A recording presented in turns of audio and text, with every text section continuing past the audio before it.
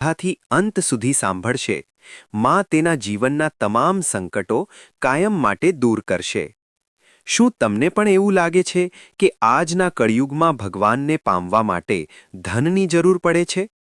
શું તમને પણ એવું થાય છે કે તમારી પાસે મોટા મંદિરોમાં ચઢાવવા માટે પૈસા નથી, એટલે માં તમારી અરજ નહીં સાંભળે? ના ભક્તો, એવું બિલકુલ નથી. આજે દરેક માણસ કોઈને કોઈ દુઃખથી ઘેરાયેલો છે. કોઈ દેવાના ભારે બોજ નીચે દબાયેલું છે, કોઈના ઘરમાં બીમારીઓ પીછો નથી છોડતી, કોઈ સંતાન માટે તડપી રહ્યું છે, તો કોઈના ઘરમાં રોજ કંકાશ અને ઝઘડાઓ થાય છે.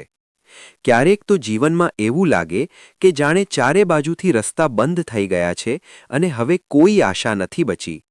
પણ યાદ રાખજો ભક્તો, આપણી માં જગદંબાને કોઈ મોટા મહેલ કે 56 ભોગની જરૂર નથી. એક માં પોતાના બાળકના દુઃખ ક્યારેય જોઈ શકતી નથી. માં તો બસ પોતાના ભક્તોનો સાચો ભાવ અને તેમની આંખમાંથી પડતા સાચા આંસુ જ જુએ છે. આજે હું તમને માં નવદુર્ગાનો એવો જ એક સાચો અને હૃદયસ્પર્શી ચમત્કાર સંભળાવવા જઈ રહ્યો છું, જે સાંભળીને તમારી બધી જ નિરાશા દૂર થઈ જશે. આ કથા પૂરી સાંભળ્યા પછી તમારા વર્ષોથી રોકાયેલા કામ પૂરા થશે, બીમારીઓ અને દેવાઓમાંથી મુક્તિ મળશે અને તમારા ઘરમાં કાયમ માટે ધન, ધાન્ય અને સુખ શાંતિના ભંડાર ભરાઈ જશે. ભક્તો, માના આવા જ અદ્ભુત પરચા અને પવિત્ર કથાઓ સાંભળવા માટે જો તમે મા પર સાચો વિશ્વાસ ધરાવતા હો, તો કોમેન્ટમાં જય મા અંબે જરૂર લખજો અને કથા પસંદ આવે તો લાઇક અને શેર અચૂક કરજો. તો ચાલો જીવનના બધા જ દુઃખ ભૂલીને સાચા મનથી માનું નામ લઈને આ પાવન કથાની શરૂઆત કરીએ. વાર્તાની શરૂઆત ધર્મપુર ગામ અને યશોદાની ગરીબી. જૂના સમયની વાત છે. એક નાનકડું ગામ હતું જેનું નામ ધર્મપુર હતું. આ ગામની બિલકુલ બાજુમાં જ એક ખૂબ જ ગાઢ અને ડરામણું જંગલ હતું. ગામના વડીલો અવારનવાર કહેતા કે તે જંગલમાં ભૂત પ્રેત રહે છે, પરંતુ સાચું તો એ હતું કે ત્યાં માત્ર જંગલી પ્રાણીઓ જ રહેતા હતા. ગામના લોકો ખૂબ જ સીધા સાદા હતા. તેઓ ખેતીવાડી કરીને અને પશુપાલન કરીને પોતાનું જીવન વિતાવતા હતા. પરંતુ જેમ જેમ સમય બદલાયો, ગામની હાલત પણ બદલાવા લાગી. ગામનો મુખિયા રણવીરસિંહ નામનો એક માણસ ખૂબ જ ઘમંડી અને અહંકારી બની ગયો. તેની પાસે ઘણા પૈસા હતા અને આ જ પૈસાના ઘમંડમાં તેણે ગામના લોકોનો પરસ્પર પ્રેમ અને ભાઈચારો ખતમ કરવાનું શરૂ કરી દીધું. તે ઈચ્છતો હતો કે બધા લોકો બસ તેની જ વાત માને. આ જ ગામના એકદમ છેલ્લા છેડે, જ્યાંથી જંગલ શરૂ થતું હતું, ત્યાં એક તૂટેલી ફૂટેલી માટીની ઝૂંપડી હતી. તે ઝૂંપડીની હાલત એટલી ખરાબ હતી કે વરસાદના દિવસોમાં તેની છતમાંથી પાણી ટપકતું રહેતું હતું. ત્યાં યશોદા નામની એક ગરીબ વિધવા સ્ત્રી રહેતી હતી. ઘણા વર્ષો પહેલાં એક મોટા અકસ્માતમાં તેના પતિનું મૃત્યુ થઈ ગયું હતું. ત્યારથી તે એકલી જ સંઘર્ષ કરી રહી હતી. યશોદાનો એક નાનકડો દીકરો હતો, જેની ઉંમર લગભગ 10 વર્ષ હતી અને તેનું નામ કૃષ્ણા હતું.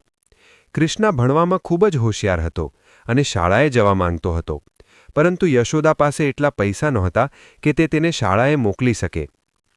પોતાનું અને દીકરાનું પેટ પાળવા માટે યશોદા બીજાના ઘરોમાં વાસણ માંજતી અને કાળજાળ તડકામાં મજૂરી કરતી. ક્યારેક તો એવું થતું કે તેને કોઈ કામ મળતું નહીં અને તે દિવસોમાં મા દીકરાને ભૂખ્યા પેટે જ સૂવું પડતું. યશોદા પોતે ભૂખી રહેતી, પરંતુ પોતાના દીકરાને પાણી પીવડાવીને, પટાવી ફોસલાવીને સુવડાવી દેતી, જેથી તેને ભૂખનો અહેસાસ ન થાય.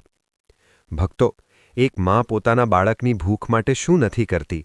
જો તમે પણ તમારી માને પ્રેમ કરતા હોવ તો કોમેન્ટમાં લવ યુ માં જરૂર લખજો. આટલા બધા દુઃખો પછી પણ યશોદાએ ક્યારેય હિંમત હારી નહોતી. તે હંમેશા પોતાના ચહેરા પર સ્મિત રાખતી અને મા દુર્ગાના ભજન ગણગણતી રહેતી.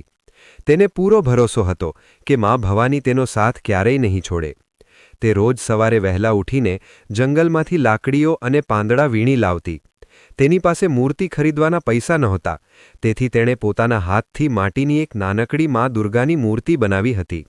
નાનકડો કૃષ્ણા પોતાની માને આખો દિવસ કાળી મજૂરી કર્યા પછી પણ રાત્રે કલાકો સુધી માની ભક્તિમાં ડૂબેલી જોતો અને બધું સમજતો. ઘમંડી મુખિયા રણવીરસિંહ. હવે વાત કરીએ તે ઘમંડી મુખિયા રણવીરસિંહ વિશે. તે માત્ર ગામનો મુખિયા ન હતો, પણ તે વિસ્તારનો સૌથી અમીર માણસ હતો. તેની પાસે માઇલો સુધી ફેલાયેલા ખેતરો અને મહેલ જેવું મોટું ઘર હતું. આટલી દોલત હોવા છતાં તેનો સ્વભાવ ખૂબ જ ખરાબ અને કડવો હતો. તે ગરીબોને નીચી નજરે જોતો અને તેમને હેરાન કરવામાં જ રાજી રહેતો. તેનામાં સૌથી મોટી બુરાઈ હતી દેખાવો કરવાની આદત. તે મંદિરે જાય તો ઢોલ નગારા સાથે જાય, દાન કરે તો આખા ગામમાં ઢંઢેરો પીટે. તેને ભગવાન સાથે કોઈ સાચો પ્રેમ નહોતો, બસ લોકો તેને સૌથી મોટો ભક્ત માને તેવી ભૂખ હતી. તે વિચારતો કે ભગવાન પણ ત્યાં જ જાય છે જ્યાં સૌથી વધુ સોનું ચાંદી હોય છે. આમ ધર્મપુર ગામમાં બે અલગ અલગ દુનિયાઓ વસતી હતી. એક તરફ યશોદાની ગરીબ પણ સાચી ભક્તિવાળી ઝૂંપડી અને બીજી તરફ રણવીરસિંહનો અહંકારથી ભરેલો મહેલ. તમારું શું માનવું છે? શું ભગવાનને પામવા માટે ધનની જરૂર પડે ખરી? જો તમારો જવાબ ના હોય તો કોમેન્ટમાં સાચી ભક્તિ લખીને તમારી શ્રદ્ધા દર્શાવજો. નવરાત્રિની શરૂઆત અને યશોદાની કસોટી. સમય વીતતો ગયો. યશોદાની લોકપ્રિયતા અને તેના નેક દિલના કારણે રણવીરસિંહ તેનાથી ઈર્ષા કરવા લાગ્યો. તેણે ડર બતાવીને લોકોને યશોદાને કામ આપતા રોકી દીધા. પછી આવ્યો માતા રાણીનો સૌથી પાવન પર્વ, નવરાત્રિ. યશોદા માટે આ કોઈ તહેવાર નહીં, પણ જીવનનો સૌથી મોટો ઉત્સવ હતો. આ વર્ષે તેણે એક મોટો અને કઠિન સંકલ્પ લીધો. પૂરા 9 દિવસ સુધી અન્નનો એક પણ દાણો ખાધા વિના કડક ઉપવાસ રાખવાનો. પણ જેવો સંકલ્પ લીધો તેને પોતાની ગરીબીનો ખ્યાલ આવ્યો. ઘરમાં દીવો પ્રગટાવવા તેલ નહોતું, ફૂલ કે પ્રસાદ નહોતા. તેણે આંસુઓ સાથે મા દુર્ગાને કહ્યું, હે માં, મારી પાસે તને ચઢાવવા માટે સોનું, ચાંદી કે મોંઘા ફૂલો નથી. મારી પાસે બસ મારું આ સાચું દિલ અને મારા શ્વાસ છે. મારા આ આંસુઓને જ તારા ફૂલોની જેમ